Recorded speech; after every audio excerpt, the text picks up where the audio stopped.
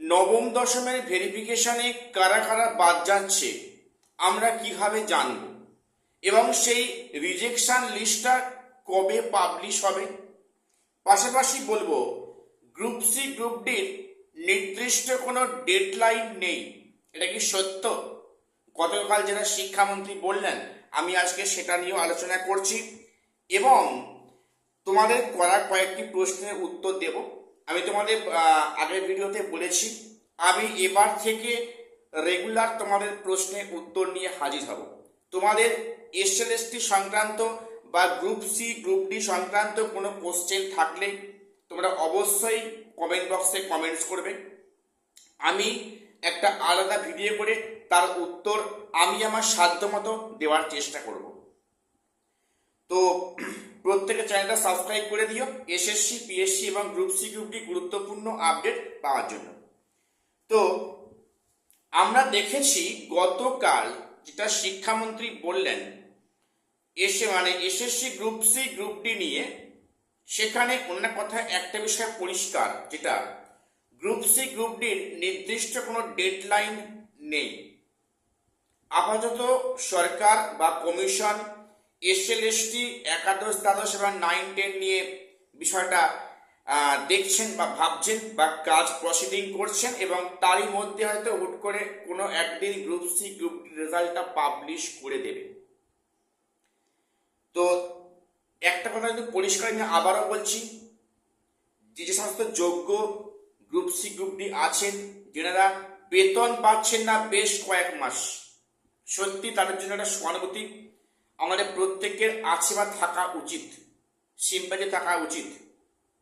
আমি সে নিয়ে কিছু কথা আজকে ভিডিওতে বলবো।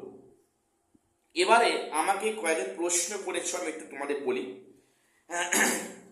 আমার এক মানে রেগুলার আমার ভিডিও উনি দেখেন বা উনি দেখে, দাদাভাই দেখে, নাম হচ্ছে মানস প্রামাণিক। তো উনি আমাকে একটা প্রশ্ন করেছেন, দাদা একটা প্রশ্ন করেছে যে rejection list, verification rejection list কবে দেবে। তো আমি আমার সাধ্যমতো তার উত্তর দেওয়ার চেষ্টা করছি। সেই দাদাভাই নিশ্চয় ভিডিওটা দেখছো বা দেখছেন। তো রিজেকশন লিস্ট অর্থাৎ ভেরিফিকেশন যে হচ্ছে, গতকাল থেকে হচ্ছে, আজও ছিল, সেখানে কারা কারা কোন গ্রাউন্ডে বাদ পড়ছে, রিজেক্ট হচ্ছে, একটা লিস্ট কিন্তু অবশ্যই আসবে। সেটা হয়তো এখন আসবে না, সেটা ইন্টারভিউ লিস্ট যখন প্রকাশিত হবে, অর্থাৎ ইন্টারভিউ কিন্তু আগে রিজেকশন লিস্টটা পাবলিশ হবে, যে কারা কোন ক্ষেত্রে কোন গ্রাউন্ডে বাদ দেওয়া হয়েছে। সেটা এখনই এই মুহূর্তে হয়তো জানা সম্ভব নয়। কারা বাদ যাচ্ছে একটা লিস্ট আলাদা হবে, আমরা যেমন দেখেছিলাম ক্লাস 11-12-এ, এখানেও লিস্ট হবে, সেটা কিন্তু হবে ইন্টারভিউ ঠিক আগে এই লিস্টটা পাবলিশ হবে। তারপরে কারা কারা ইন্টারভিউ যাচ্ছে আমরা মানে লিস্ট দেখতে পারবে। ওটা এখনই এই মুহূর্তে হয়তো পাবলিশ হবে না। আচ্ছা, এবারে আরেক দাদা ভাই প্রশ্ন করেছে যে সম্ভবত নাম সুশান্ত রয়। তো এই দাদা ভাইও আমার চ্যানেলে রেগুলার ভিউয়ার্স বা উনি কমেন্টস করেন, কনস্ট্রাকটিভ কমেন্টস করেন। তো ওনার যেটা প্রশ্ন যে প্রথম দিকে ওয়েটিংটা ডাক পাবে আর মাঝখানে ওয়েটিংটা তারা কি হাওয়ায় ভাসবে, কোথায় যাবে? দেখো, একটা কথা বলি যে ওয়েটিং লিস্টটা বেশ লম্বা, এবং ওয়েটিং থেকে এবারে নেমেও সেটা অনেক লিস্ট লম্বা, কিন্তু ওয়েটিংয়ে যা ক্যান্ডিডেট অলরেডি রয়েছে সেখানে সবার জব কিন্তু হবে না, এটুকু পরিষ্কার।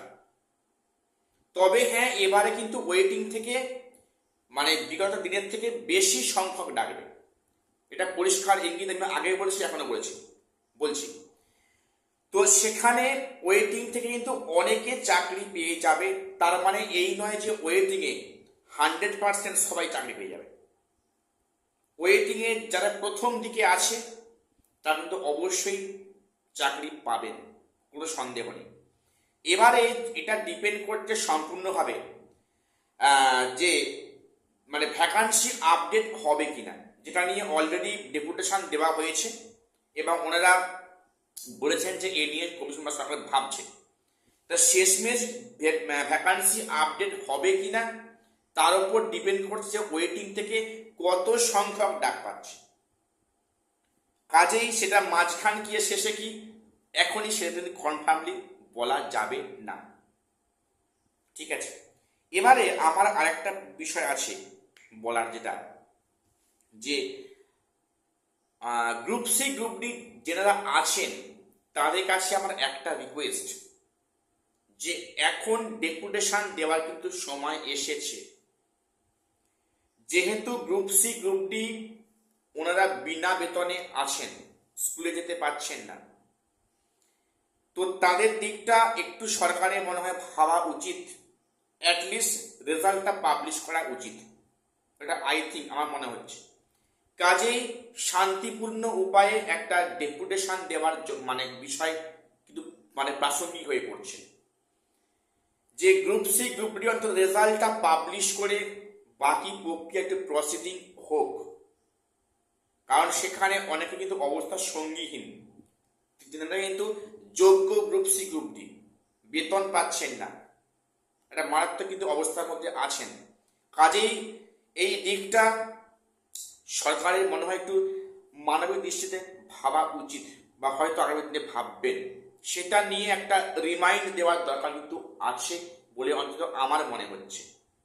বাকিটা সেটা তাদের বিষয়। তো আজকে এটুকুই আপডেট দেওয়ার ছিল। প্রত্যেককে নিজস্ব মতামত অবশ্যই কমেন্টসে উল্লেখ করবেন, তবে গালিগালাজ অশ্লীল ল্যাঙ্গুয়েজ ইউজ করবেন না, কারণ এটা একটা এডুকেশনাল চ্যানেল। এখানে যারা ভিডিও দেখে তারা প্রত্যেককেই কম বেশি শিক্ষিত, কাজেই এইভাবে কেউ নিজের নিজহীন মনে পরিচয় দেবে না। ঠিক আছে, প্রত্যেক কনস্ট্রাকটিভ কমেন্টস করো, আমি তোমার অবশ্যই এবার তো রিপ্লাই দেওয়ার চেষ্টা করব, আমি যেটুকু জানি। তো কাজেই যার যা সমস্যা বা কিছু যদি কোয়েরি থাকে অবশ্যই কমেন্টসে লেখো, আমি টাইম টু টাইম রিপ্লাই দেওয়ার চেষ্টা করব এই ভিডিও মারফত। আরেকটি বিষয় যেটা অনেকেই বলছে যে তাহলে একাদশ দ্বাদশের কাউন্সেলিংগুলো স্যার কবে হবে? দেখো, কাউন্সেলিং কবে হবে সেটা যেহেতু শিক্ষামন্ত্রী বলেছেন যে 31 আগস্টের মধ্যে নিয়োগ করবেন, তাহলে আমরা আশা রাখতে পারি এই আগস্টের মধ্যে কিন্তু সেখানে সমস্ত সাবজেক্টের কাউন্সেলিং কাজ সম্পূর্ণ হয়ে পিভিআর মেডিকেলটা হয়ে যাবে। এখন দেখা যাক মেডিকেল পিভিআরটা কবে হয়, বা সেখানে কাউন্সেলিং কবে হয়, বা আদৌ 31 আগস্টের মধ্যে জয়েন করাতে পারেন কিনা, দেখার বিষয়। এখানে শেষ করলাম, দেখা হচ্ছে পরে ভিডিওতে।